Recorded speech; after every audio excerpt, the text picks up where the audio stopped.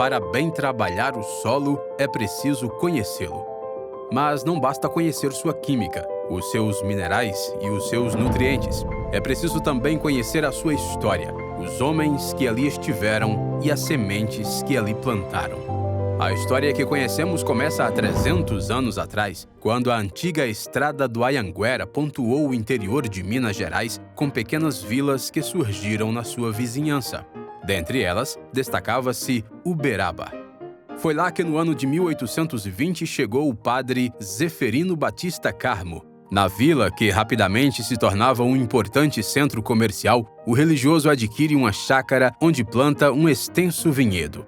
Zeferino era um homem de Deus, mas também da ciência. Ao notar que a colheita das uvas no verão era prejudicada pelo calor, pelas chuvas e pelos insetos, passa a podar as videiras 2 vezes, transferindo a colheita para o inverno, de clima mais ameno.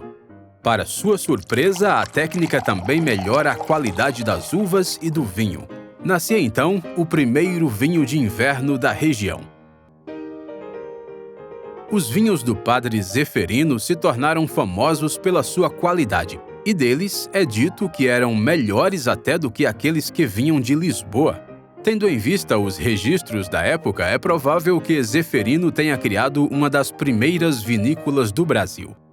Porém, o empreendimento inovador estava com seus dias contados. Em 1842, Padre Zeferino encontra-se no pior lugar possível para se estar em uma revolução, ao lado dos derrotados.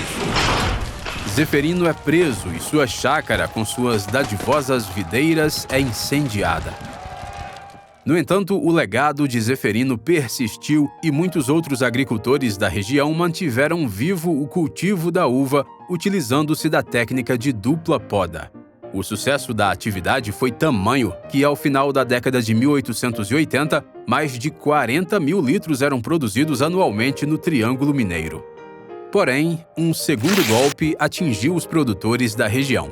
Em 1890, uma infestação do inseto Filoxera devasta as plantações.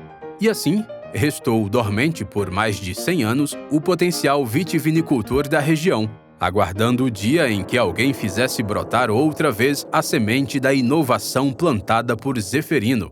Essa função coube a outro homem da ciência. É a dupla poda ou poda invertida, desenvolvida pelo agrônomo da EPAMIG Murilo de Albuquerque. E todo o período de amadurecimento e colheita da uva coincide com o período de estiagem do sudeste brasileiro, em particular do sul de Minas, onde nós temos dias ensolarados, noites frescas e solo seco, o que permite um perfeito amadurecimento da uva e a melhoria significativa da qualidade da matéria-prima para fazer vinhos finos de qualidade. Murilo também foi o responsável pela... Foi esse o clima que a família Marega encontrou na fazenda Capão Rico ao se refugiar nela por conta da pandemia de Covid-19. Através da medição da temperatura diária, ficou comprovado que um empreendimento ousado poderia brotar ali. Assim, colocando lado a lado a tecnologia de ponta com a técnica ancestral da dupla poda conhecida na região há mais de 300 anos, em 2021 surge Arpuro, a mais nova vinícola do Triângulo Mineiro.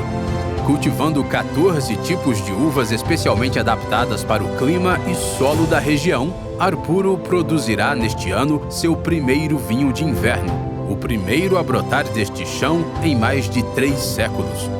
Junte-se a nós e a família Marega para erguer essa taça que transborda história e tradição e propor este brinde inusitado que mistura dentro de si o passado e o futuro dos vinhos do Cerrado, desejando que esse sabor inovador alcance, tal qual o vinho do Padre Zeferino, todos os cantos do Brasil e além. Um brinde à tradição, um brinde à inovação, um brinde a Arpuro.